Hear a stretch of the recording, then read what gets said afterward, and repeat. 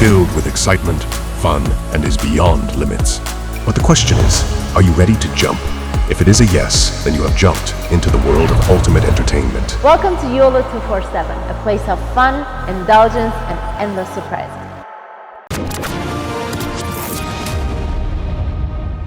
Suella Braverman जो home secretary थी UK की, उसको निकाल दिया। ऋषि सुनाक प्रेशर में आ गए भाई साहब, जो इनको नहीं आना चाहिए था।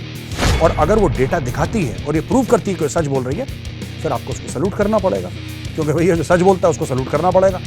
अगर ऋषि सुनक को एडवाइजर उसके ठीक एडवाइस देते तो उसको चाहिए थी इस वक्त 10 सुएला ब्रेवरमैन, 10 चाहिए थी सुएला ब्रेवरमैन जैसी, जो कड़वा बोले लेकिन जो सच बोले।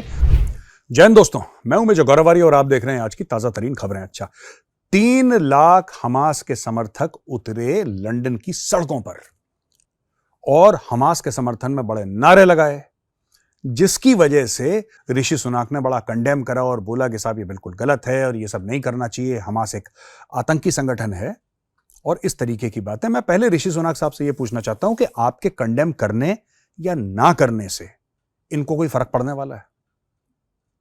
आपने इनको अपने देश में बुलाया, ये जानते हुए कि इनकी आइडियोलॉजी क्या थी। आपने इनको अपने देश की नागरिकता दी, आपने इनको पासपोर्ट दिया, आपने इनको नौकरी दी, आपने इनको घर दिया, और आज की तारीख में यही लोग हैं जिस थाली में खाया उसी थाली में कर रहे हैं छेद। एक सिनेरियो है एक दिमाग में, मेरे दिमाग में एक कल्पना सी जिसको होती है ना, मैं उसको आपके सामने रखना चाहता हूं। फिर मैं चाहता हूं कि आप जो दर्शक हैं वो बताएं कमेंट्स में लिख के कि क्या होगा क्या इस सिनेरियो में जो मैं पेंट कर रहा हूं आपके सामने।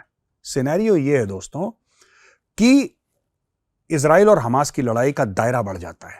ये उदाहरण है, काल्पनिक है, पर सोचिए, इजराइल और हमास की लड़ाई का दायरा बढ़ जाता है और जो अरब मुस्लिम देश हैं वो लड़ाई में कूद जाते हैं, जैसा कि ईरान कह रहा है, जिसके बारे में मैं आपको थोड़ी देर में बताऊंगा। ईरान कह रहा है आ जाओ, लड़ो, जिहाद करो, वगैरह वगैरह, और 2, 4, 5 मुल्क आ जाते हैं, देश आ जाते हैं और इजराइल के खिलाफ मोर्चा खोल देते हैं। यह कोई अनहोनी बात नहीं होगी दोस्तों, क्योंकि यह काम पहले हो चुका है। 1967 में हो चुका है, 1973 में हो चुका है, जिसको हम 6 डे वॉर कहा था। पहले जो 67 में हुआ था, फिर यौम किपुर वॉर 73 में हुआ था।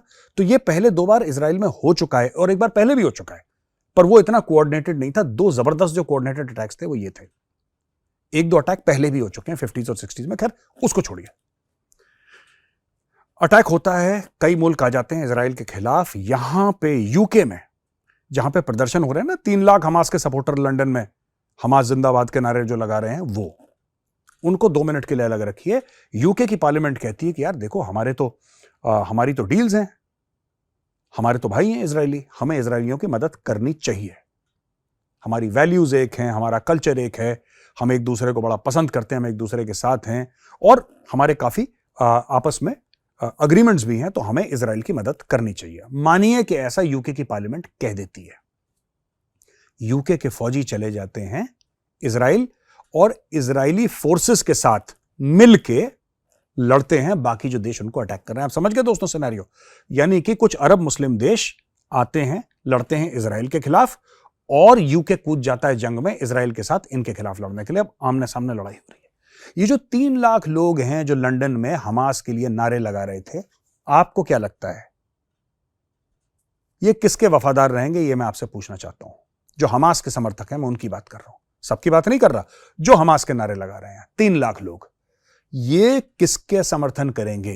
क्या ये अपने देश के साथ वफादारी करेंगे? क्या ये बोलेंगे कि नहीं, हम यूके के नागरिक हैं, हम इंग्लिश हैं, हम इंग्लैंड के नागरिक हैं, हम इंग्लैंड के साथ खड़े हैं, हमारे डिफरेंसेस कोई भी हो इंग्लैंड के साथ, अपनी सरकार के साथ, लेकिन हमारे देश के साथ हमारे कोई डिफरेंसेस नहीं है, इसलिए हम इंग्लैंड के साथ खड़े हैं। अब हमारा मुल्क जंग में है, हमें अपने मुल्क के साथ खड़ा होना है, बाकी हम झगड़ा वगड़ा बाद में करते रहेंगे, बहसबाजी बाद में करते रहेंगे, लेकिन आज हम खड़े हैं। क्या ये इनका एटीट्यूड होगा? या इनका एटीट्यूड ये होगा कि नहीं, हम हमास के साथ हैं और ठीक है, हम वहां पे जाके नहीं लड़ सकते, लेकिन यूके की यानी इंग्लैंड की सरकार की जड़ें यूके में रहकर ही काटो। अब देखिए साहब, सुएला ब्रेवरमैन जो होम सेक्रेटरी थी यूके की, उसको निकाल दिया। ऋषि सुनाक प्रेशर में आ गए भाई साहब, जो इनको नहीं आना चाहिए था, ये आ गए भाई प्रेशर में। और प्रेशर में आने के बाद इन्होंने सुएला ब्रेवरमैन को निकाल दिया। सुएला ब्रेवरमैन ने पहले तो इमिग्रेशन के खिलाफ बात करी थी, जो कि बहुत अच्छी बात थी। उसने ये भी बोला कि भारतीय सबसे ज्यादा हैं जो कि जब वीजा मिलता है, ये बहुत पहले की बात है, एक साल पहले की बात बता रहा हूं, जब सुएला ब्रेवरमैन ने यह बोला था कि जो भारतीय हैं वो सबसे ज्यादा वीजा ओवरस्टे करते हैं, तो इंडिया में भी काफी लोगों को बुरा लगा कि यार हमारे बारे में ऐसा क्यों कह दिया। यूके में भी जो इंडियंस थे उन्होंने भी प्रोटेस्ट करा कि ये क्यों ऐसी बात कह रही है। बात ये नहीं है, हमें यह देखना है कि क्या सुएला ब्रेवरमैन सच बोल रही है कि झूठ बोल रही है। सिंपल सी बात है। दिल तो सबका दुखता ही रहता है बॉस, यहां पे दिल किसी का कभी प्रॉपर जिसको कहते हैं ना ठीक हालत में नहीं रहता, सबका दिल दुखा है किसी ना किसी चीज को लेके। तो जब उसने ये बोला कि भारतीय अपना वीजा ओवरस्टे करते हैं, तो क्या यह बात सच है कि झूठ है? अगर यह बात सच है, आपको कितनी भी बुरी लगे, आपको सच के साथ खड़ा रहना है, चाहे वो आपके खिलाफ क्यों ना हो बात। उसने बात बोली थी, और अगर वो डेटा दिखाती है और ये प्रूव करती है कि सच बोल रही है, फिर आपको उसको सैल्यूट करना पड़ेगा, क्योंकि भैया जो सच बोलता है उसको सैल्यूट करना पड़ेगा, चाहे वो भारतीय ओवरस्टे कर रहे हो चाहे चाइनीज ओवरस्टे कर रहे हो, उससे कोई फर्क नहीं पड़ता। दूसरी चीज, उसने बोला कि जितने भी समर्थक हैं, उसने खैर पुलिस के बारे में भी बोला कि police is going soft on these Palestinians, और ये बात सच है।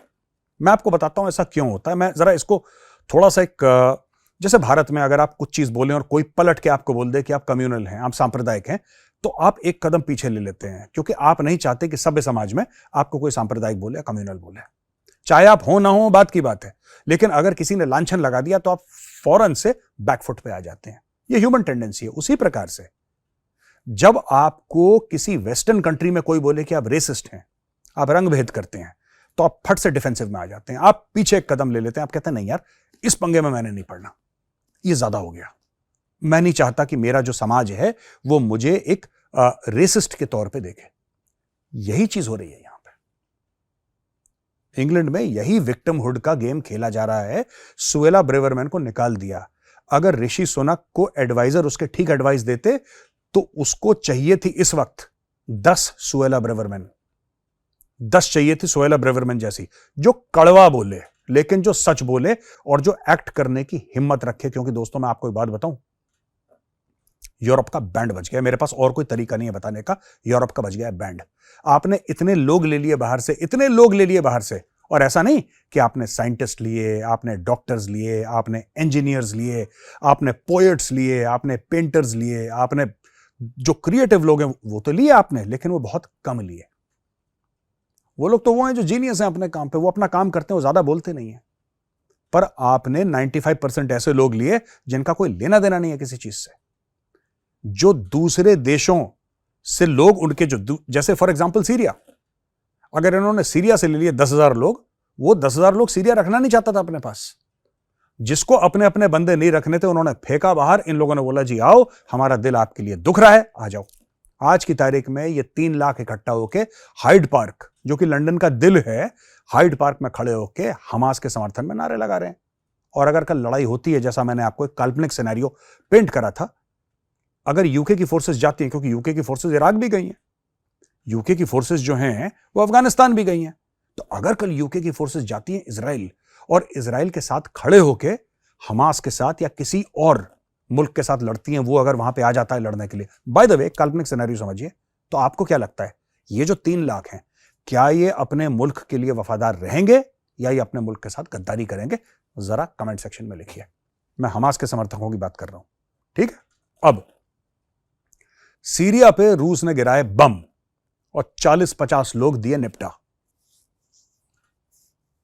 अब बशार है वहां पे, बशार अल असद, वो डिक्टेटर है सीरिया का, उसके साथ मिलके रूस ने करवाई बॉम्बिंग एक खास इलाके में। किसी ने कुछ नहीं बोला, सब चुप है। सोचिए सब चुप क्यों है?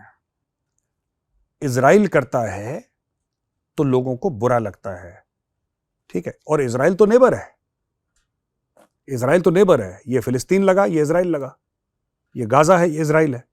तो इजराइल के ऊपर हमला हुआ, इजराइल ने वापस। आप ये बताइए, सीरिया के जो कुछ खास लोग हैं, जो रिबेल्स हैं, उन्होंने क्या कभी मॉस्को के ऊपर हमला करा है? क्या रूस के ऊपर कभी हमला करा है उन लोगों ने? सोचिएगा जरा। मुझे नहीं लगता कि आज तक उन्होंने कभी हमला करा होगा रूस के ऊपर। रूस ने बमबारी करी।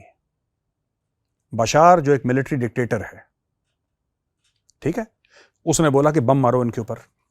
रूस ने जहाज भेजे, उनके ऊपर बम मारा। लोग मर गए। कौन मरे? मुस्लिम्स मरे, सुन्नी मुसलमान, वो मारे गए। दुनिया में कोई कुछ कह रहा है? कुछ नहीं कह रहा। इसीलिए मैंने दोस्तों एक चौपाई लिखी थी, लिखी मैंने फिलिस्तीन और गाजा के ऊपर थी, लेकिन ये चौपाई यहां पे भी फिट आती है। आज मैं दोबारा वो चौपाई जो मैंने फिलिस्तीन और गाजा के लिए लिखी थी, ये मैं दोबारा सुनाना चाहता हूं। और चौपाई कुछ इस प्रकार से है कि गाजा का बच गया बाजा और फिलिस्तीन का बच गया बीन। गाजा का बच गया बाजा, फिलिस्तीन का बच गया बीन। कहत कबीर सुनो भाई साधो, पीछे खड़ा है चीन। आई बात समझ में दोस्तों? पीछे खड़ा है चीन, कोई कुछ नहीं बोलेगा, सबने चीन से पैसे पकड़े हैं। और कहीं पर भी कत्लो गारत हो जाए, कितने लोग मर जाएं, नथिंग, कोई कुछ नहीं बोलेगा। लाखों लोग मर गए मिडिल ईस्ट में, मुस्लिम कंट्रीज ने मुस्लिम कंट्रीज के ऊपर बम मारे, केमिकल वेपन से वार हुआ, क्या क्या नहीं हुआ। लाखों लोग, लिटरली लाखों लोग, आप जाके इंटरनेट पे चेक करिए, लाखों लोग मर गए, किसी ने कुछ नहीं बोला, किसी ने कुछ नहीं बोला। इजराइल कर रहा है, इसलिए सबको खुजली हो रही है दोस्तों। तो दोस्तों ये थी आज की ताजा तरीन खबरें। मैं फिर कल हाजिर हूंगा कुछ नई खबरों के साथ। तब तक के लिए आप अपना ख्याल रखिएगा। जय हिंद।